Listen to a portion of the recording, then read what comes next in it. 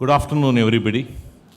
We are very happy today that we have announced 2023 as a year of internationalization.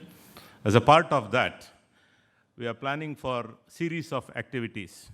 And one of the activity today we are having is our strategic partner, Deakin University's Vice Chancellor is with us, Professor Iain Martin. So we will be starting VC Oration immediately. And Deakin and Mahe shares a long relation. And it started way back around 25 years back it started with ICAS. It's a twinning arrangement. So today we have, with almost all our schools, have one or the other relations. A very strong research collaboration. And that's why we call Deakin-Mahe collaboration is a strategic collaboration. As a part of that event, today we have with us Professor Iain Martin from Deakin. I request our beloved Vice Chancellor, Dr. General Venkatesh, to escort Professor Iain Martin to the stage, please.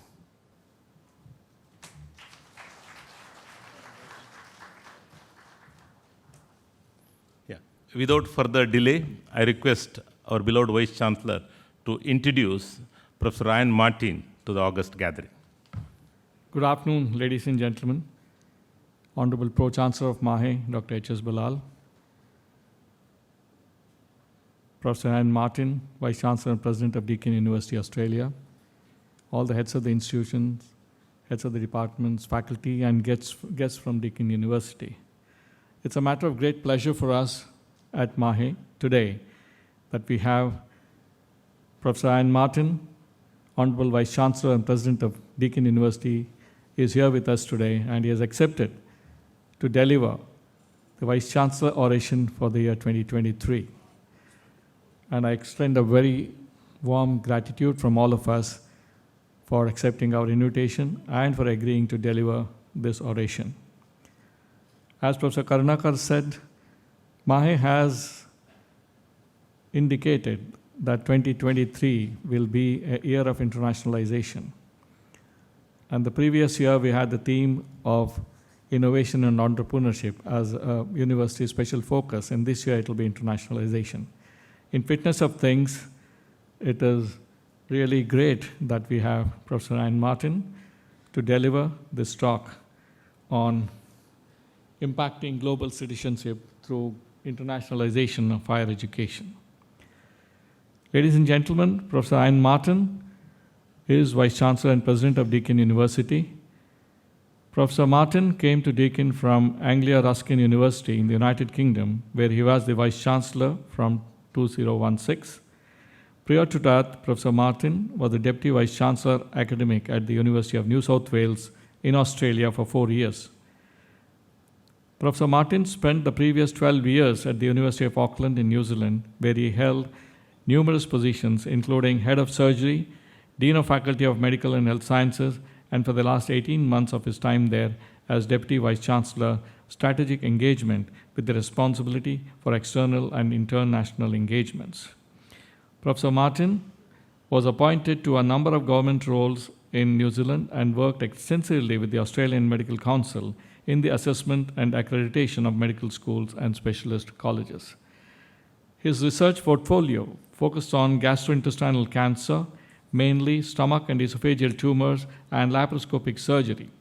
Professor Martin grew up in the UK and completed his medical degree, a doctorate, and a Master of Education at the University of Leeds. Professor Martin's move from clinical academic career to wider university leadership roles was driven by his passionate belief in the importance of universities and the transformational power of higher education for individuals and communities. He has led major projects in Auckland, Sydney, and the UK to enhance and grow university education, research, and innovation performance. Since moving to Geelong in 2019, he has been committed to social and economic developments of the region in and around Geelong and Victoria. He served as chair of Barwon Regional Partnership from 2021 to 22 and was appointed chair of the Australian Technology Network of Universities in April 2021. He has served as the chair of the Victorian Vice Chancellor Committee since January 2022 and is a member of the CSIRO's Australian Centre for Disease Preparedness Advisory Group.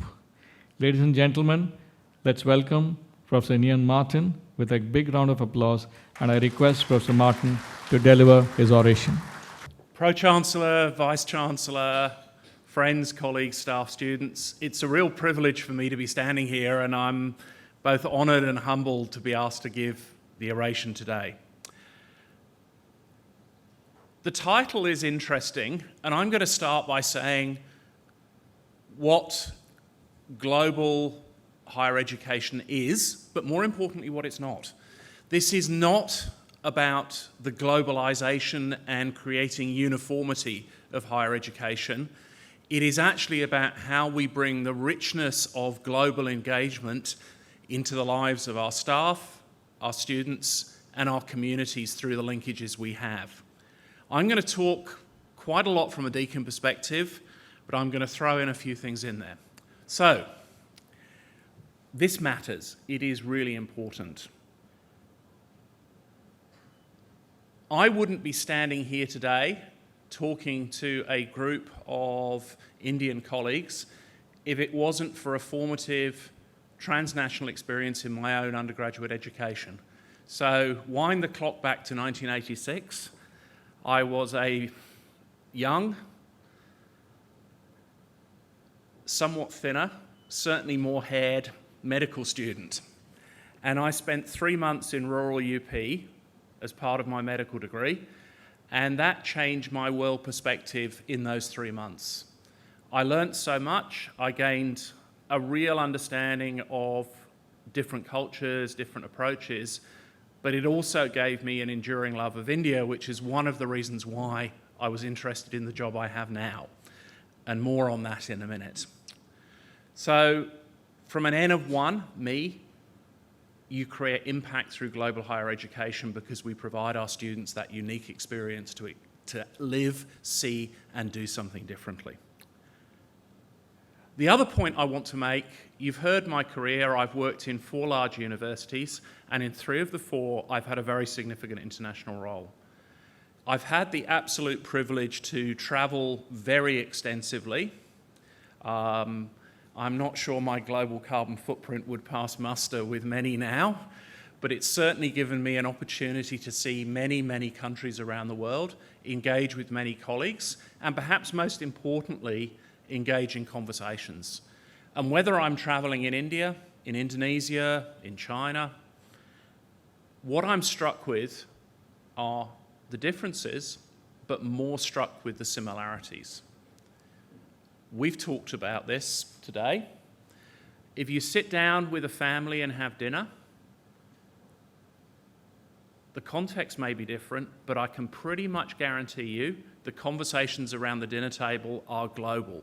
If you start talking about children, you rapidly get into education, desire to support them having a great career and life, and all of the good things, but also all of the not so good things. Every parent will have the same thing. They're on their mobile phones too much. They don't do the same. It's truly global.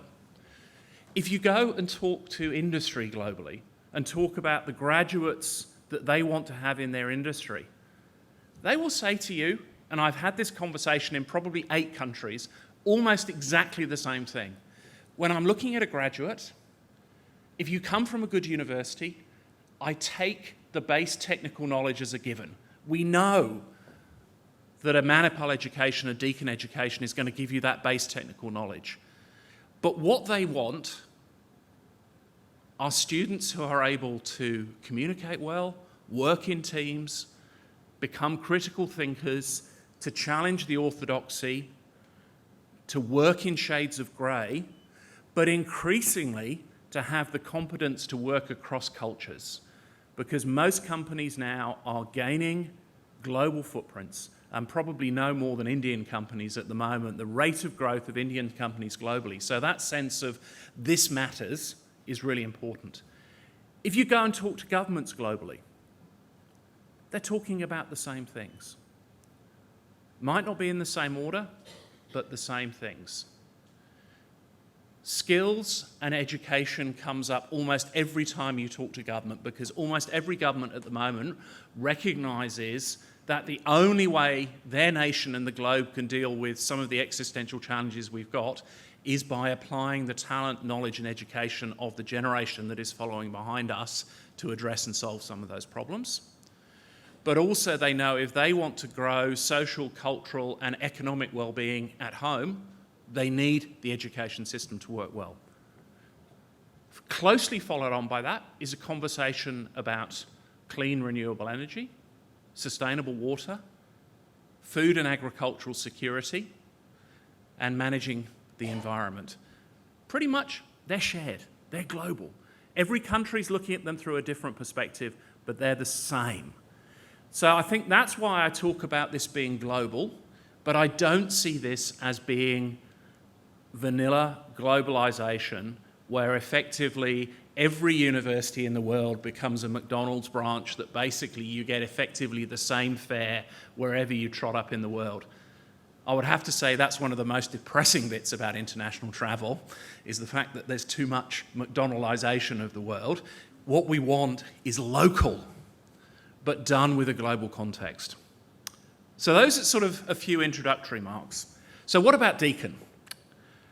So Deakin University was founded in 1974 in Geelong, which is I would say by Australian standards, a medium-sized city, but by Australian standards, Indian standards, it's really rather small. We've got about 300,000 people. It's got a long history of industry and manufacturing, but until 1974, it didn't really have any higher education. In our state, the only way to get higher education was to go into the capital city, Melbourne, and be educated in the centre of the city. And the state government said, we want something different.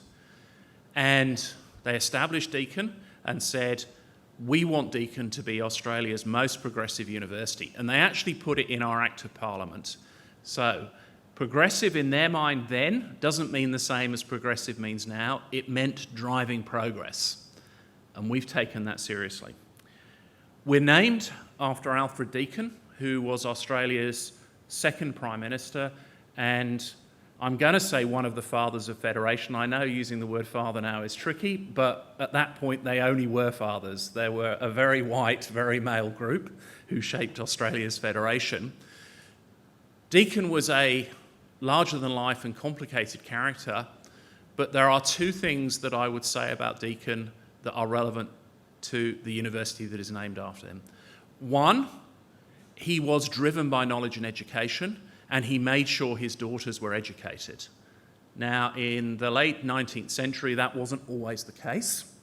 And secondly, he saw that Australia's future was going to be reliant on international linkages. He was one of our first local leaders to think about relations with particularly the United States and India. So that has continued through. Deakin started very much with a local Victorian perspective, but very, very, very rapidly we said we need to be global. We're an international university which knows and seeks out opportunities to make our impact greater through international partnerships. We currently work across about 60 countries, and those networks we build are vital. They go beyond the education and the research that we carry out, but we must always remember universities have two fundamental reasons for being. One is to educate, and two is to carry out research and make a difference through that research. It's easy to get lost sometimes in all the myriad of things that we're asked to do. Let's always remember that's what universities are about. That's what makes us different. But we also have much, much wider roles in the global world. We build trade links, we promote knowledge exchange, we enable research commercialisation to take place, we provide a safe forum for difficult conversations, and we give our students an opportunity to be part of that. But also we give our nation the opportunity to look at diplomacy and soft diplomacy in a different way. One of the strengths of universities is that we can have conversations that government departments or industries can't have together. We can build links that others cannot do, And that soft diplomacy bit is really important. So, Deakin has 60 or so countries that it has international partnerships with. But there is one preeminent country that is far more important than any other, and I'm standing in it right now, and that's India. Our relationship with India is long-lived and special. So 29 years ago, 1994, we were the first international university to establish a firm presence in India with an office. And since then, we have gone from strength to strength in terms of the relationships we've had. We now have, I think, somewhere around 60 people working in our Delhi office, a number of very, very substantial relationships, both in India and across other countries, but working with India. Each year, we have about 3,000 students from India who come and study with us in Victoria. That number did drop a little bit for COVID, but it's very, very rapidly coming back up to again where it was, and we're delighted for that. We have more students from India than from any other nation, and that makes us a very unusual international university. Yes, we want to make sure we have a diverse international cohort on our campuses, but we take huge pleasure in saying India is our most important national partner. But it's not simply about students coming to us.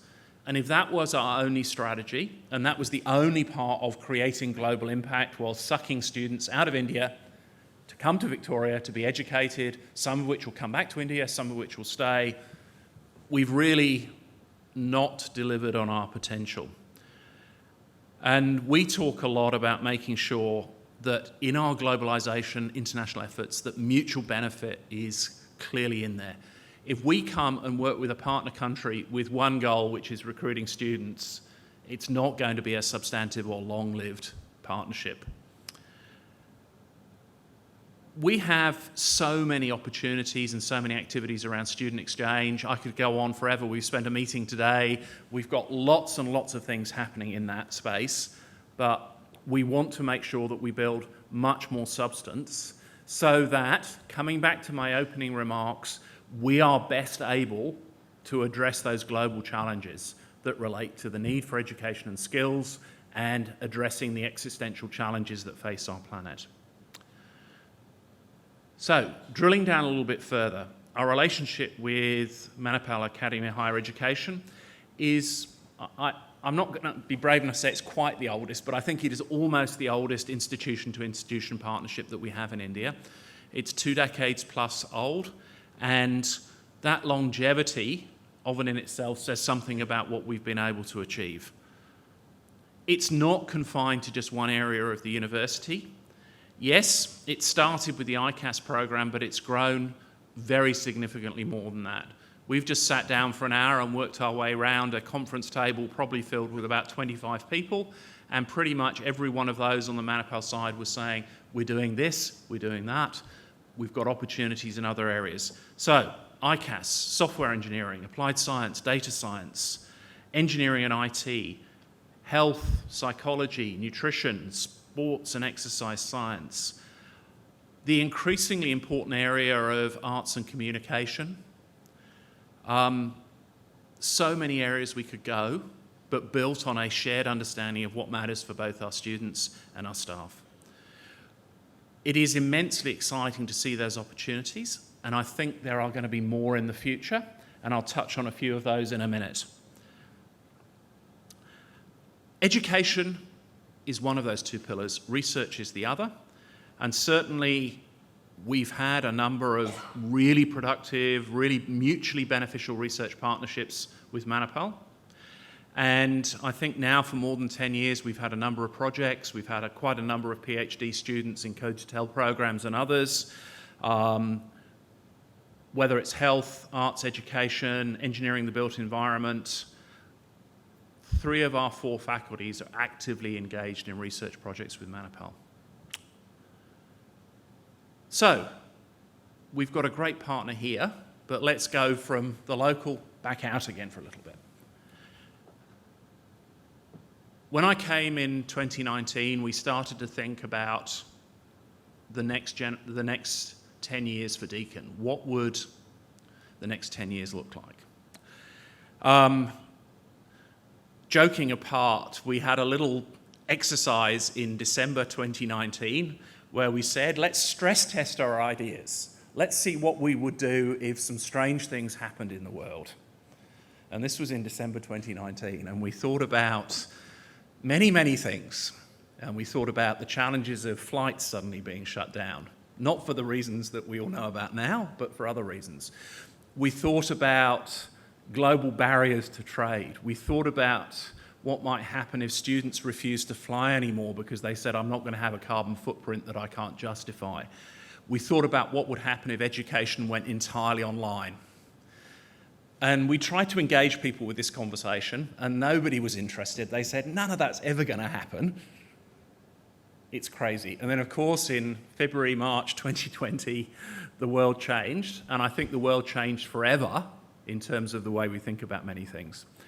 But actually, that didn't stop us thinking about the future. And COVID gave us an opportunity not to say global linkages are not there, but actually, if you take something away, it's the one time in your life that you actually really get to think about what has been taken away from you. And I think that actually really focused our mind. And it led us to putting a line in our strategic plan that actually said, and I quote, "Great universities build bridges. They strive for connection and broaden their understanding of diverse people and places." It encapsulates what I talked about earlier, that sense of building bridges. So we didn't stop during COVID. We carried on talking, we carried on working with people, we carried on with a number of initiatives.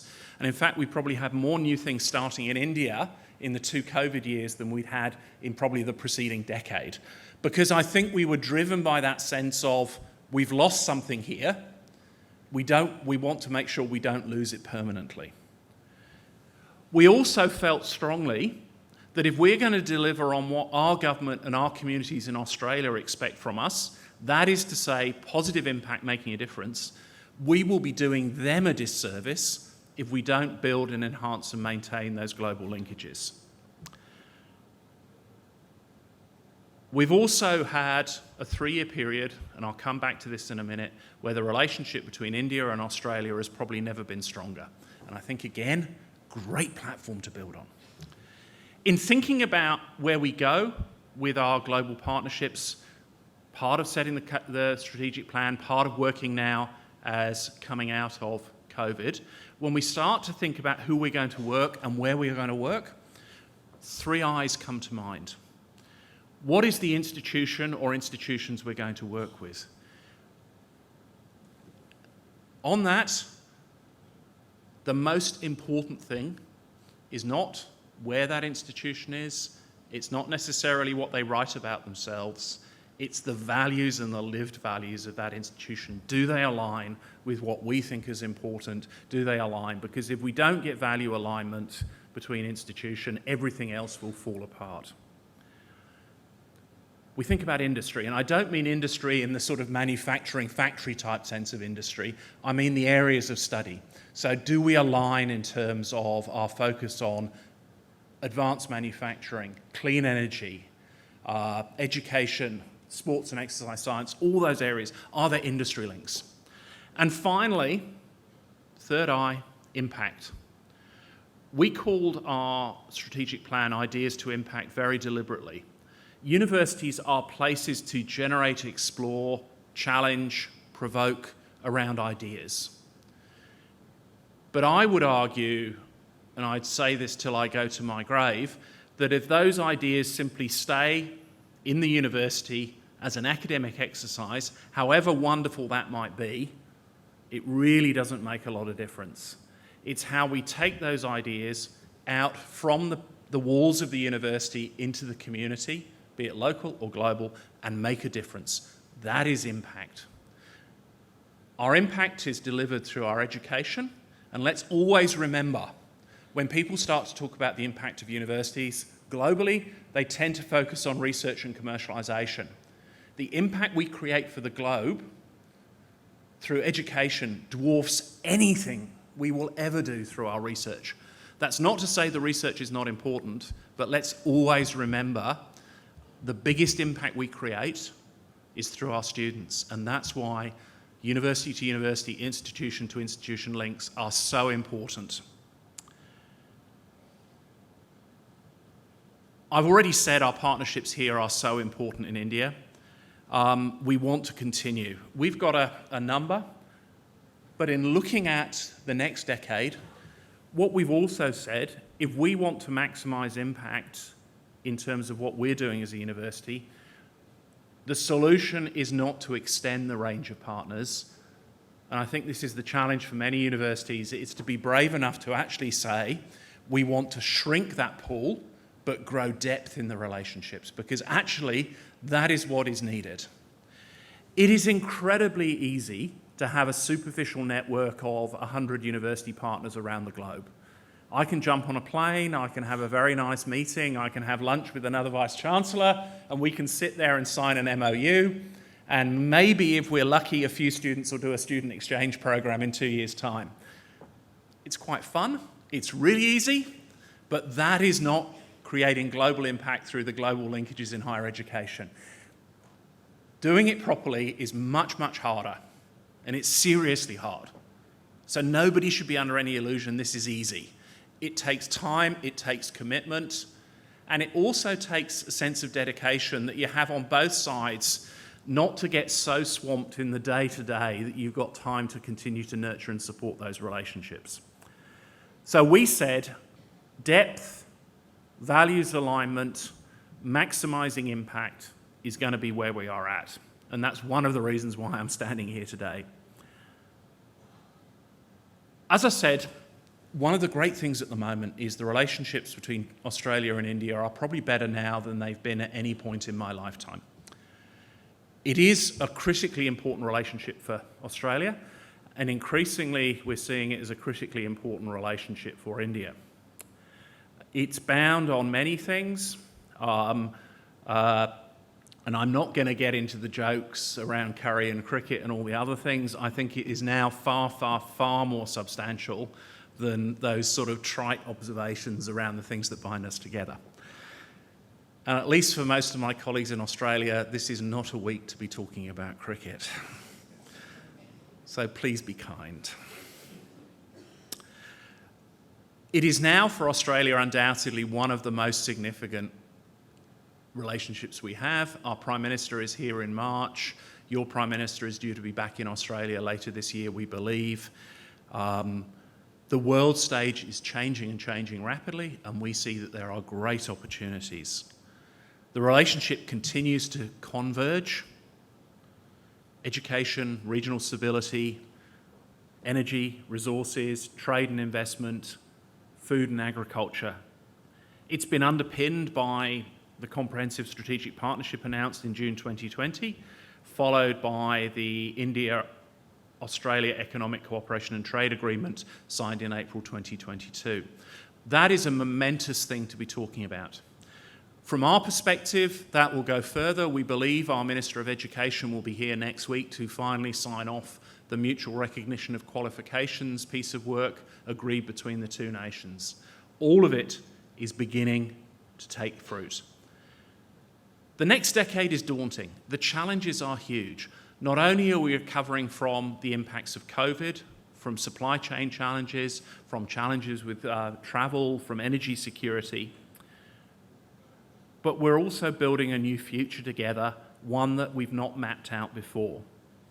That's both exciting and challenging. Again, I come back to where I started. What's going to underpin that relationship? It will be education and it will be global linkages, but not, in my mind, globalisation in the way that we thought about it pre-COVID. In India itself, you've opened the door to some real challenges in globalisation for your own higher education and education sectors.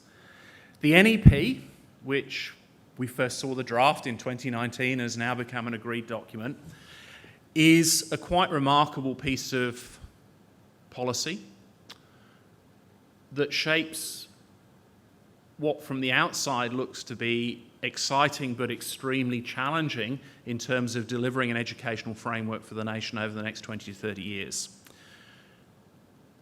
We're obviously concentrating on the higher education piece of that. And clearly with NEP, there was this sense that if India is to deliver on its true educational potential, international linkages need to be stronger, they need to be embedded, they need to be sustainable, and they need to be built into the design of the system. Now, to some extent, Deakin and Manipal have already been doing that, and we've been doing it for 20 odd years. And I think we could be said we've set the standard. But I think going forward, there will be real opportunities, but there are also going to be real challenges. And again, we've had a conversation this morning. I think whatever the NEP says, standalone internationalisation will not succeed. Partnership internationalisation will. Now, I'm going to touch on for a few minutes my experience of partnerships and what's made them work and what's not made them work. It is easy to say we have a partnership with an institution. But my first question is it a real partnership? And there are 3 tests for me that we have to apply to make it a true partnership. 1, we have mutually agreed on what we are trying to solve, address, do through the partnership. 2, we have mutually agreed that both sides will invest in solving the challenges, addressing the opportunities within the partnership. It might not be a completely balanced investment, but to use sort of the expression that I would use in my own vernacular, both sides have got to have skin in the game. You've really got to have skin in the game. And the third test is, which is really important, both sides have got to share in the benefits of the partnership. And actually, I would challenge people to actually look through a lot of the partnership agreements they have and actually say, do they really tick those 3 tests? Very few actually do. And I think for us, when we think about a partnership now, if we can't tick those 3 boxes, we probably shouldn't be doing it, because it will be almost impossible to sustain, because one or other side will feel they're hard done by, they are not getting balanced benefit out of it. So we've used that for the test in many, many, many other ways to do it. A little bit on a couple of other bits. I've said that for universities, let's not forget that education and research are the 2 pillars on what we're built. But the other bit that we need to remember is the impact bit.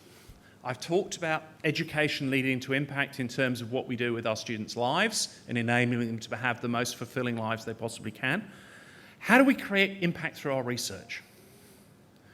Let's remember that piece of it as well. So whether it is creating intellectual property that we commercialise, whether it is through using expertise to shape government policy, or whether it is to change professional practice because our research guides people in changing professional practice, we want to make sure that our research is doing that. And again, Deakin's put a lot of effort into that. Our Geelong campus is a large site, and we have what we call the Future Economy Precinct. And that is industries that have a link to the university. It might be university IP, it might be many other things, sitting on the campus, working with us to create impact. Whether it is new materials, robotics, artificial intelligence, healthcare innovations, we see that as part of what we do. Alongside that, working with startups, building an entrepreneurial culture amongst our students and staff, and working with partners around innovation and trade. Again, we can do that on our own as Deakin, but I think there is real opportunities to bring that into the globalisation picture, creating impact together. The way we apply and go out and create and commercialise might be different between Australia and India, but the goals that we want to see from it are the same. I can tell you, what do governments want? They want strong, vibrant, sustainable communities with a good economy and great jobs. We have a real part to play in that. It might look different, but I think if we can work together, we can get there. There has never been a more challenging time for the economy than now. Jobs are changing at a rate of knots. I don't know about India, but when ChatGPT was announced a month or so ago, there was hysteria from many parts of the education sector saying, oh my goodness, we've got to ban this. We can't possibly think. The genie is out of the bottle. We'll never ban our way out of the challenges of AI. Let's embrace it together and think, how can we go through that? I mean, there's a quote that's doing the rounds, which I think is one our students should remember, particularly in a global world where perhaps IT jobs are not quite as secure this month as they were last month, is AI is not going to take my job, but somebody who knows how to use AI is going to take my job. And I think we need to make sure our students together come out of our institutions best equipped to deal with those technologies, bring them into their field of practice. And again, I think these are not individual country, individual institution challenges. They are genuinely global challenges. I've talked for nearly 30 minutes now. I've got a few more minutes that I do want to sort of talk about. What does the next 10 years look like? Where do we go in this globalization piece? For us, I'm not sure that it's going to see a radical change in the way we think about it. But I think it is going to need to see a radical change in the way we actually implement. It's not about, we've got a suite of ideas, it's about how do we actually deliver on those ideas. And I come back to our approach, which is to build depth and substance in smaller numbers of partners. That sounds really easy to do, but I think for your institution, for any university engaged in global higher education, asking yourself, who are we partnering with, who are we working with, and why, is really important. But I would also say, and this is where I think my role comes in, and your Vice-Chancellor's, the hardest thing to say is not yes, the hardest thing to say is no. And I think actually the strategic use of no in saying, no, we're not going to do that because this is our global mission, is going to be the most important. So I think the next 10 years is going to see refinement, depth, and particularly coming back to aligning with institutions that share your own culture. We need to make sure that we do stick to those 3 partnership principles, that we take a risk-based approach to looking at where we're going to work. But risk-based, often in the university world, is translated by those who sit in the back offices as taking no risk. That, in my mind, is not what we should be doing. We are going to have to get braver at trying things. If they work, we grow them, and if they don't work, we stop them, and we stop them quickly. Universities haven't been desperately good at doing that in their global endeavours. I think we need to get better at it. Risk-taking is not the same as taking the risk of putting my fingers in the electric socket. If you put your fingers in the electric socket, you pretty much know what the outcome is going to be, and it's not good. Risk-taking is saying we've done all of the work, but at this point in time, we simply don't know all of the answers. We've done what we need to do. We want to go ahead. And I think that is what we as universities need to do better. Get to do that. If I look at what we're working with in India at the moment in the context of the NEP and others, it feels just at the moment that we're on a railway track. And the railway is being laid about 6 inches in front of the railway train at the moment. Now, as long as it remains 6 inches in front of the train, you're pretty much okay. The minute it becomes 6 inches behind the train, it's not quite so okay. So we've got to really do that. So I think that sense of building those risks, strengthening the partnerships, but also getting that sense of interconnectedness. Why is it important for our staff and students to work in India, understand the Indian culture, understand the way? Why is it important for our students? Why is it important for your staff and students to do the flip of that? We need to do so much more, but we've got great opportunities to do it. I think the other thing that COVID's taught us is we don't want to simply go back to only ever doing Zoom and Teams meetings between our partners, but let's remember there were some real strengths. And let's not throw away what worked well during COVID. The ability to engage globally, digitally quickly, it wasn't regarded as second rate. Let's keep that going. Thirdly, let's make sure our governments see the value of universities in building much of what they need to do. We need to push there. All of this comes together, but I would say in closing, we come back to the words that we want to see for Deakin in the way we work in our global footprint in India, which is in India, with India, for India. And I mean that genuinely. It's underpinned why we are still here 29 years later, when others have come, tried and failed. We've taken that principle is it's not all about a one-way exchange of value. It's got to be a two-way exchange of value. And if I've got any other message for this group here today about globalisation and global higher education, is it has to be a two-way exchange of value. If we simply think about it in the awful terms that it sometimes gets talked about, which is students come from India to Australia, oh, isn't that great? That's Indian rupees coming to Australia, fantastic, our government loves us. That's not a great way to look at it. It's so transactional, it's so one way. Our task for the next 10 years is to change that narrative so that simple business analogy is not used. Yes, we need to have economic sustainability in what we do together, because if we don't, it'll fall apart.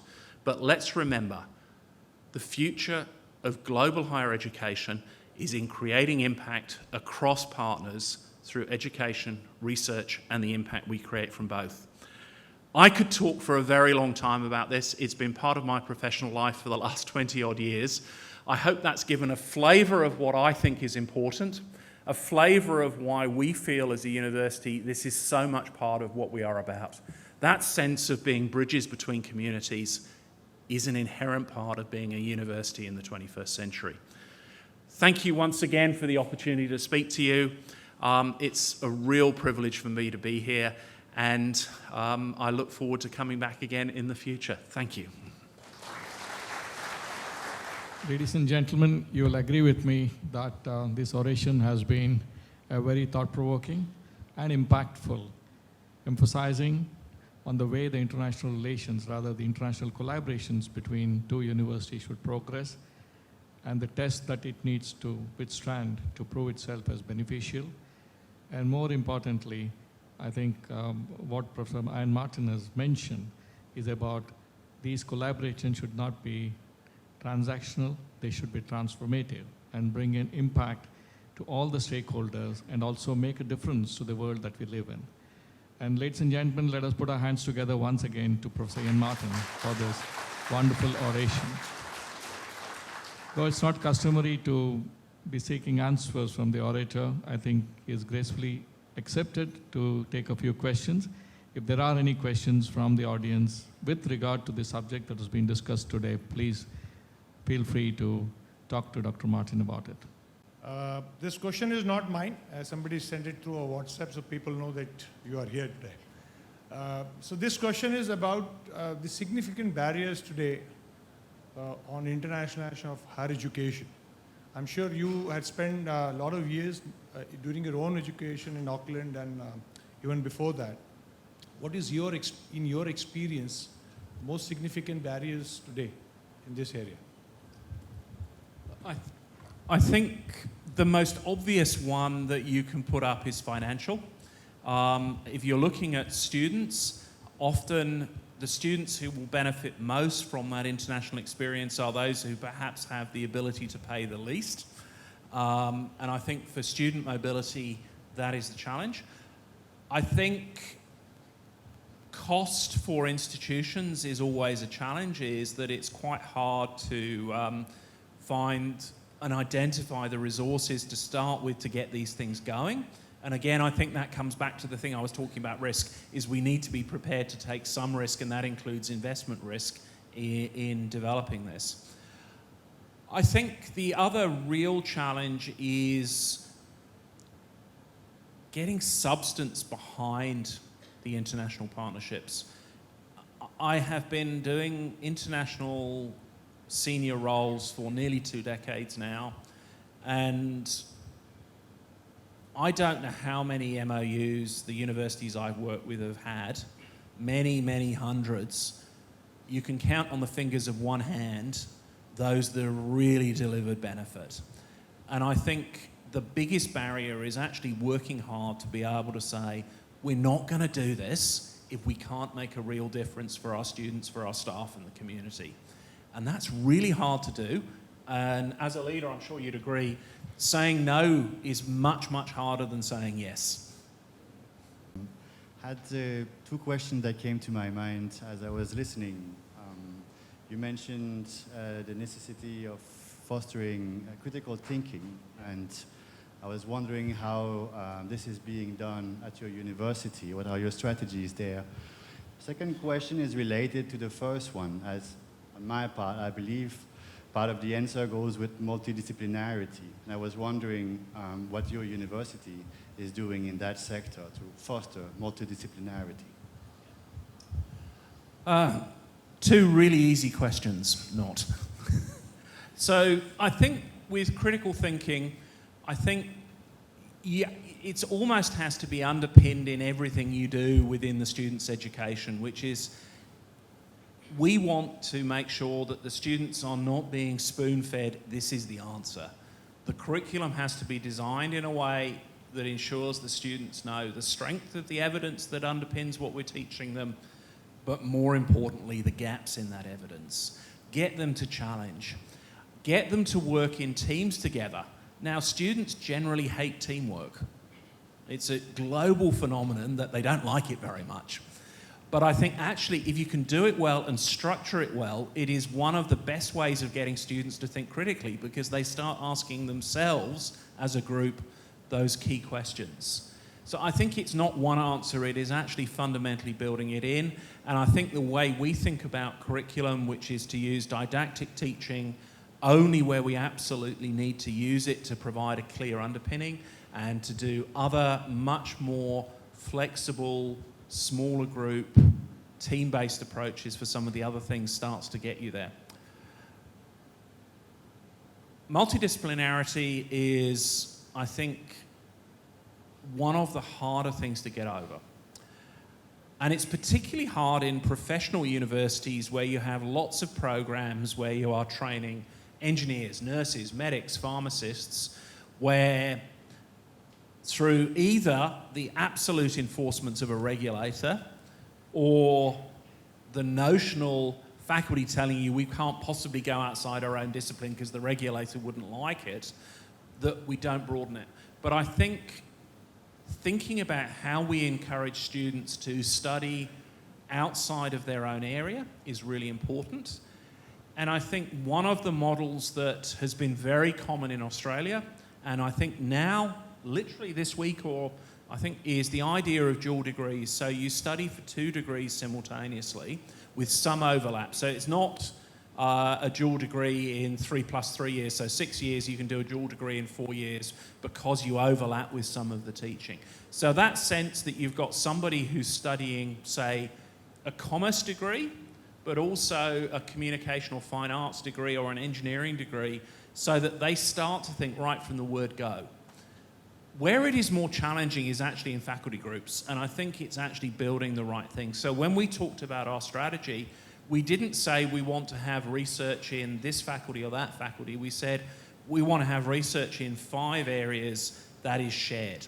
So if we look at emergent technologies, that's got a role for our materials researchers, for our computer researchers, for our health researchers, but just as importantly for our law and legal researchers. And we're now beginning to see how we pull teams together to do that. So I think university strategy helps there. But I don't underestimate the difficulties of doing it. It is really hard because there are many things within university and world structures that tend to push you back into that nice, narrow, disciplinary qualification band. And again, we've got to continue to resist that temptation. So how can we as an institute measure the success of internationalization both for student outcomes as well as the larger community? I think it's easy to measure some of the superficial measures. So I think everyone says, well, we have 357 students went on a semester abroad program last year. We published 75 papers with international collaborators.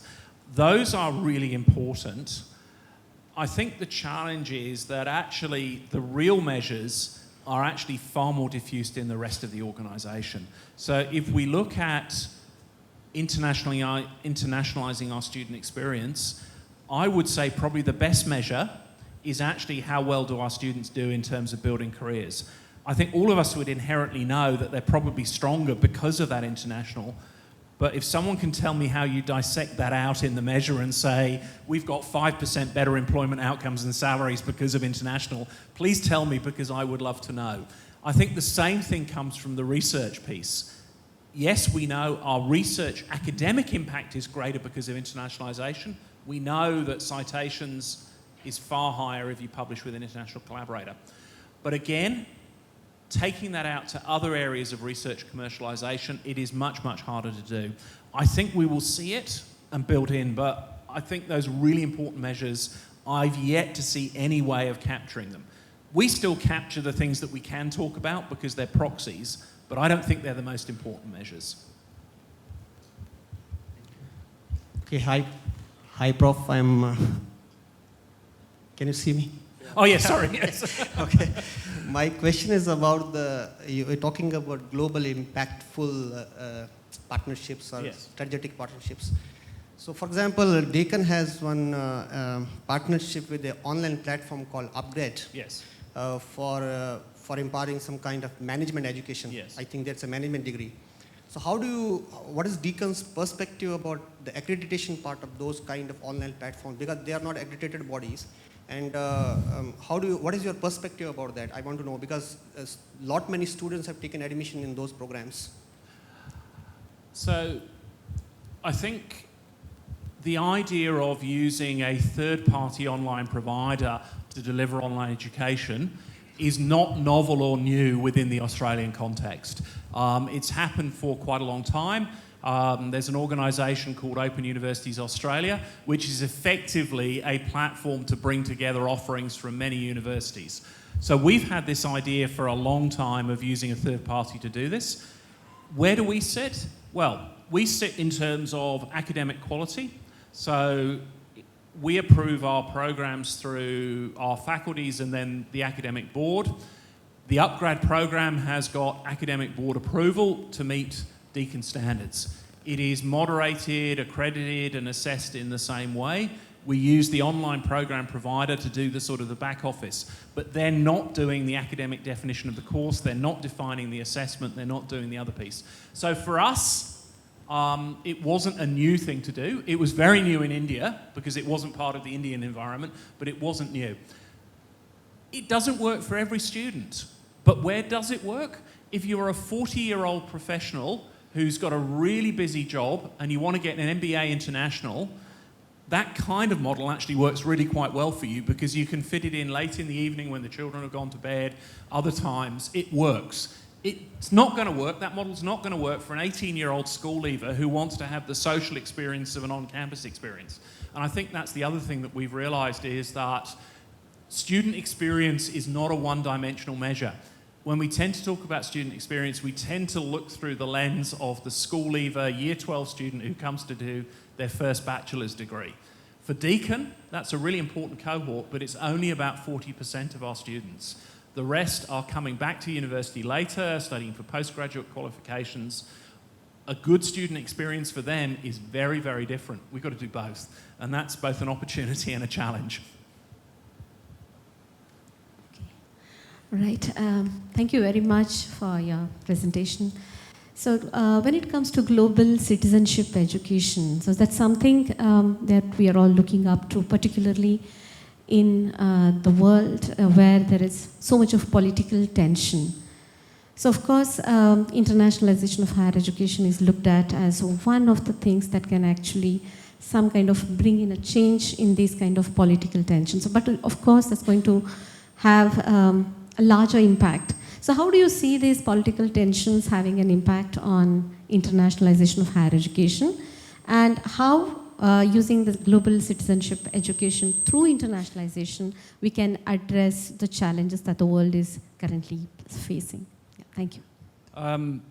So I'll talk a little bit about Deakin. So at Deakin, we've got a range of what we call global learning outcomes. So these are learning outcomes that we want to see reflected in every degree that we offer across the university, but particularly focused on the undergraduate offerings. And GLO 8, Global Learning Outcome 8, absolutely specifically talks to the importance of global citizenship and that global perspective in our students. So I think you need to embed it in the thinking of the university. I would say, based on my experience and what I've seen, the impact of global higher education, students studying transnationally, is deep-rooted, long-lived, but very, very hard to actually quantify the difference it's made. So if I look back 30-odd years, there was an Australia-New Zealand program called the Colombo Plan that brought very able students from a range of Commonwealth countries to study in Australia and New Zealand. Those people now are coming to the end of very, very senior leadership roles in many Commonwealth countries. And they still, even now, reflect back on the career-forming importance of that time as part of the new Colombo Plan. My own personal story, albeit small, really important. That sense of soft diplomacy. We're building a cadre of students who actually understand the differences. And those differences are subtle, but they're really important.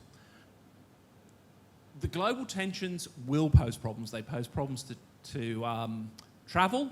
They pose problems to how we pull curricula together. And sometimes they pose problems in actually how do we actually work together, because some of the global tensions get manifested in ways that actually, for a university like Deakin that champions academic freedom in this sense that universities should be able to challenge the established norm, sometimes that becomes really difficult. And we have some really challenging debates about, can we continue to do this? Should we pull out? And if we pull out, are we actually removing the very thing that might get us to a better point in the future?